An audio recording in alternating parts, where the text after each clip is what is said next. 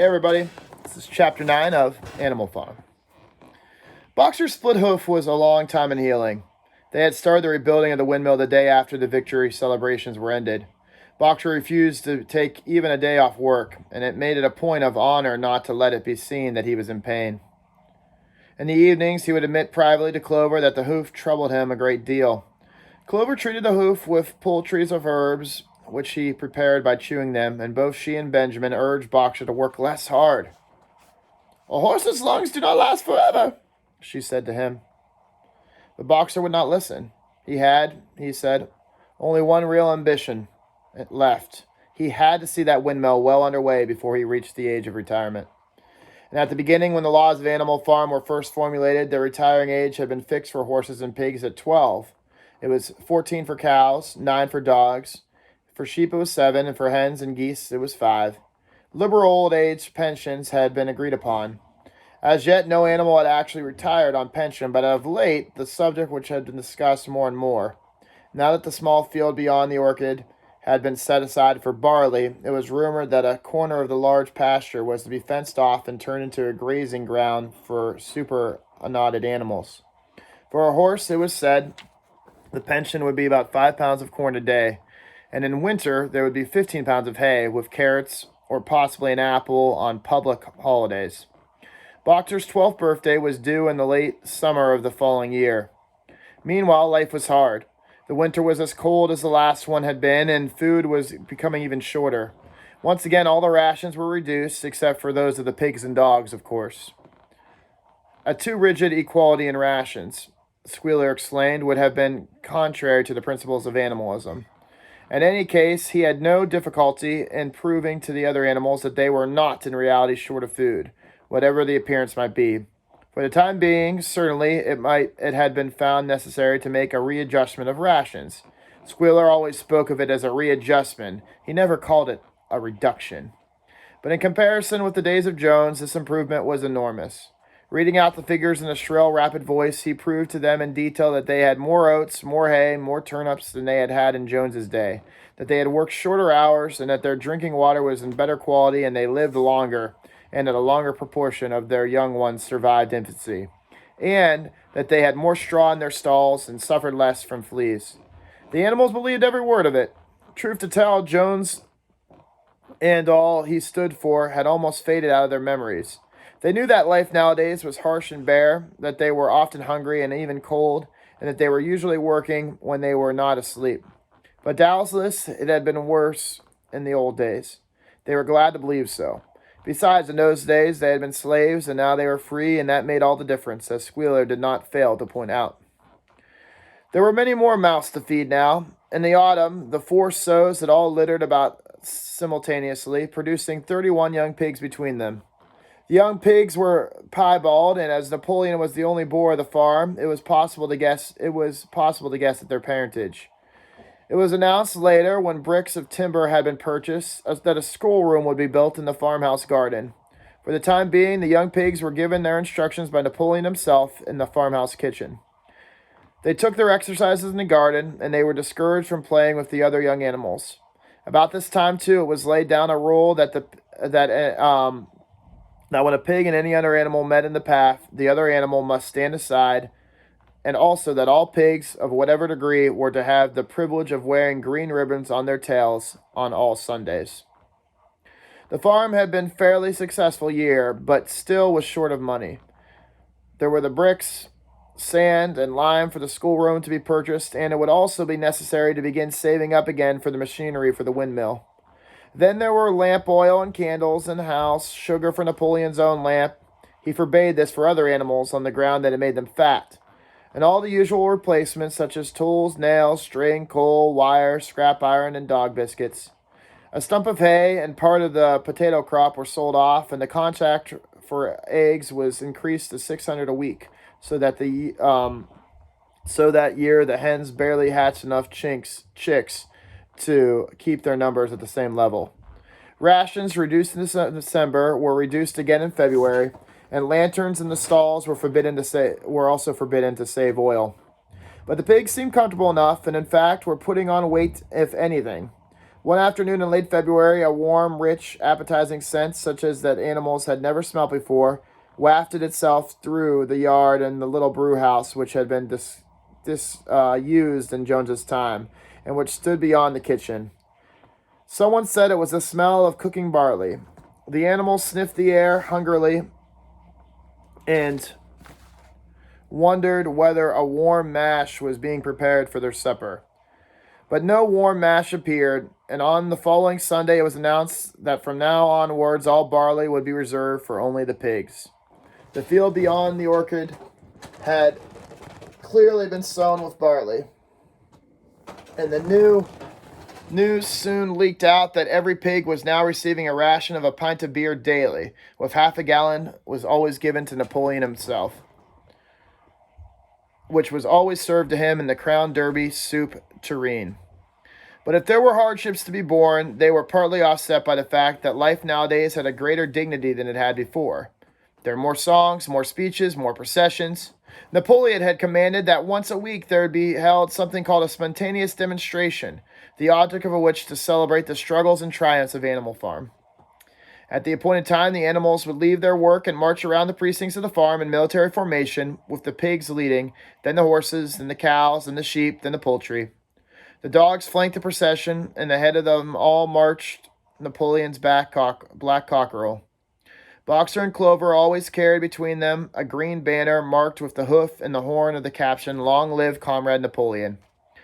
Afterwards, there were recitations of poems composed in Napoleon's honor, and a speech by Squealer giving particulars of the latest increases of production of food stuffs, and on occasion there was a shot was always fired from their gun. The sheep were the greatest devotees of the spontaneous demonstration, and if anyone complained, as a few animals sometimes did when no pigs or dogs were near, they were wasted no time and meant a lot of standing about in the cold. The sheep were always sure to silence him, and with a tremendous bleating of 4 legs good, 2 legs bad.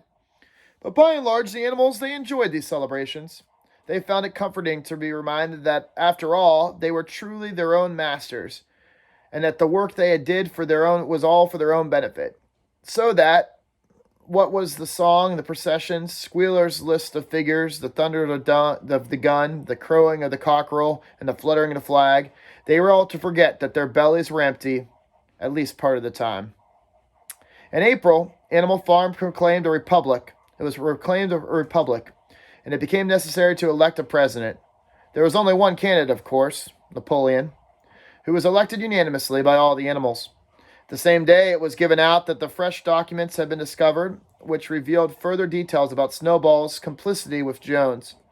It was now appear that Snowball had not, as the animals had previously imagined, merely attempted to lose the Battle of Cowshed, but by means of stratagem, but he had also been openly fighting on Jones's side the entire time.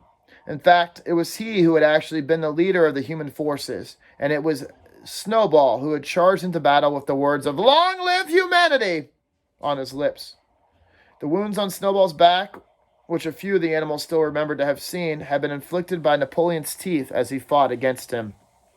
In the middle of summer, Moses the raven suddenly reappeared on the farm after an absence of several years. He was quite unchanged, still did not work, and talked in the same strain as ever about Sugar Candy Mountain.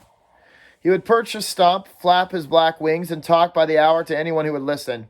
"Up there, comrades," he would say solemnly, pointing to the sky with his large beak. "Up there, just on the other side of that dark cloud you can see, there lies Sugar Candy Mountain. That there happy country where poor animals shall rest forever from our labors." He even claimed to have been there on the night of higher flights, and to have seen the everlasting fields of clover, and the linseed cake, and lump sugar growing on the hedges. Many of the other animals even believed him. Their lives now, they reasoned, were hungry and laborious, but it was not right and just a better world that, but was it not right and just a better world should exist somewhere else? A thing that was difficult to determine was the attitude of the pigs towards Moses. They all declared contemptuously that his stories about Sugar Candy Mountain were lies, and yet they allowed him to remain in their farm, not working, with an allowance of gill of a beer a day. After his hoof had healed up, Boxer worked harder than ever. Indeed, all the animals worked like slaves that year. Apart from the regular work of the farm and the rebuilding of the windmill, there was also the schoolhouse for the young pigs, which started in March.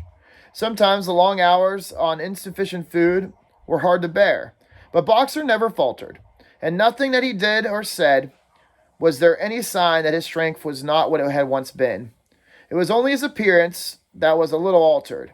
His hide was a little less shiny than it used to be, and his great haunches seemed to have be a little shrunken a little bit. The others said, "Boxer will pick up when the spring grass comes on." But the spring grass came, and honestly, Boxer did not grow. All he did was grow, and Boxer grew no fatter. Sometimes on the slope leading to the top of the quarry, when he braced his muscles against the weight of some vast boulder, it seemed that nothing kept him on his feet except for the will to continue.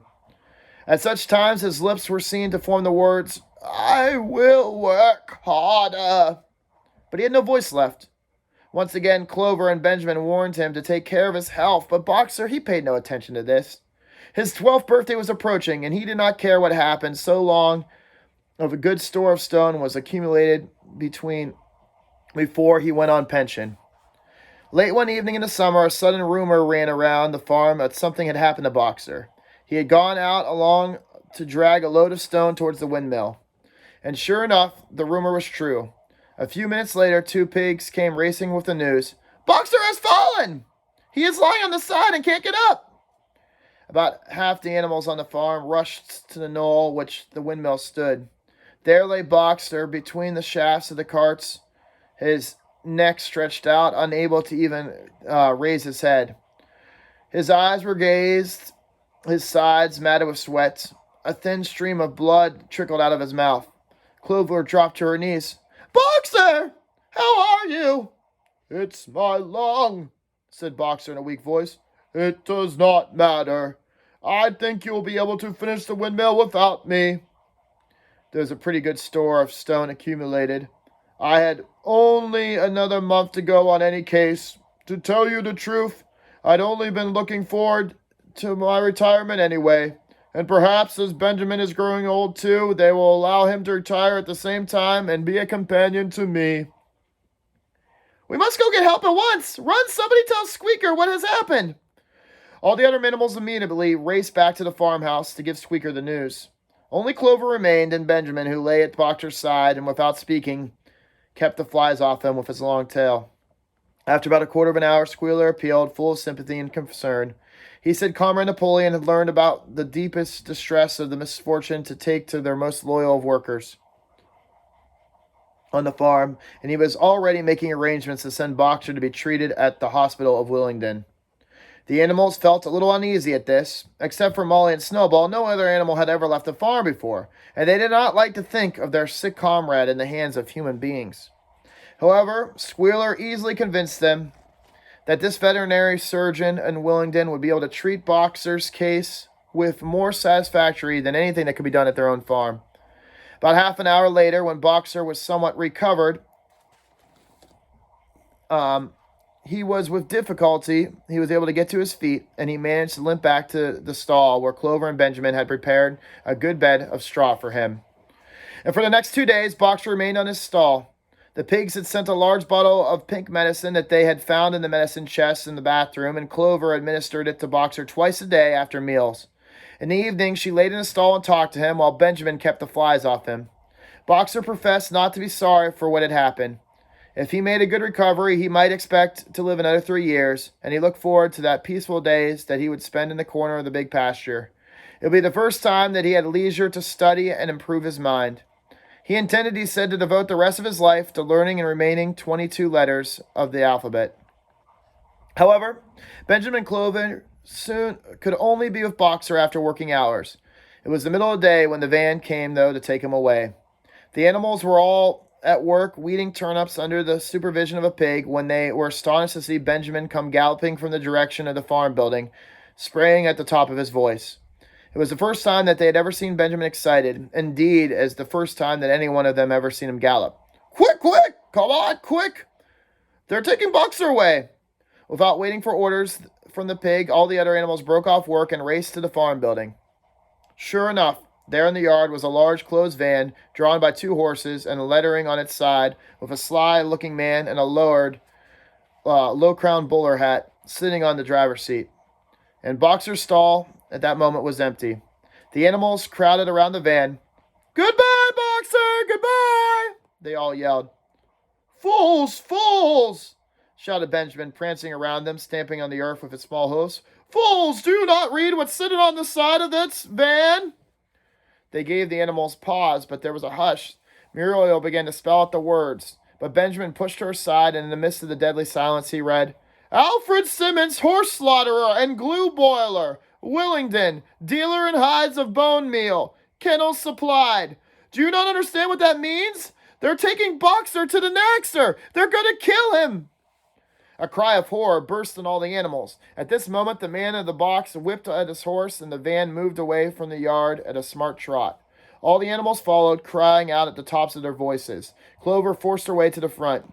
The van began to gather speed. Clover tried to stir stout limbs in a gallop and achieve a canter to catch up with them. "Boxer! Boxer! Boxer! Boxer!" And just at this moment, as though he had heard an uproar outside, Boxer's face, with the white stripe on his nose, appeared in the small window of the back of the van. "Boxer! Boxer! Get out of there! Get out quickly! They're going to send you to your death!" All the animals looked up at the cry of "Get out, Boxer, get out!" but the van was already gathering speed and drawing away from them. It was uncertain whether Boxer understood what Clover had said to him, but a moment later his face disappeared from the window, and there was the sound of a tremendous drumming of hoofs inside the van. He was trying to kick his way out of the door. The time had been when a few kicks from Boxer's hoof would have been able to smash that van door instantly.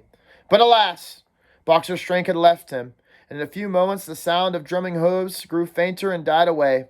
In desperation, the animals began to appeal to the 2 horses, which drew the van to stop. "Comrades, comrades, please, don't take your own brother to his death." But the stupid brutes were too ignorant to realize what was happening, and they merely set back their ears and quickened their pace. Boxer's face did not reappear in the window ever again. Too late, someone thought of racing ahead and shutting the five-barred gate. In another moment, though, the van was through it and rapidly disappearing down the road. Boxer would never be seen again. And 3 days later, it was announced that he had died in the hospital at Willingdon, in spite of trying to receive every attention that a horse could have. Squealer came to announce the news to the others. He had, he said, been present during Boxer's last hour. "It was the most affecting sight I have ever seen," said Squealer, lifting his trotter and wiping away a tear. "I was at his bedside for the very last moment, and at the end, although too weak to speak, he whispered in my ear that his sole sorrow was to have passed before the windmill had finished. 'Forward, comrades,' he whispered, 'forward in the name of the rebellion. Long live Animal Farm. Long lives Comrade Napoleon, because Napoleon is always right.' And those were his last words, my comrades. Napoleon is always right." Here Squealer's demeanor suddenly changed. He fell silent for a moment, and his little eyes darted suspicious glances from side to side as he proceeded. It had seemed to his knowledge, he said, that a foolish and wicked rumor had been circulated at the time of Boxer's removal. Some of the animals had noticed that the sign on his van said "horse slaughterer," and they actually jumped to the conclusion that Boxer was being sent to the knackers. It was also unbelievable, said Squealer, that any animal could be so stupid. Surely, he cried indignantly, whisking his tail and skipping from side to side, surely they all knew that beloved leader, Comrade Napoleon, better than that. They knew that Napoleon would never do that to his most loyal worker.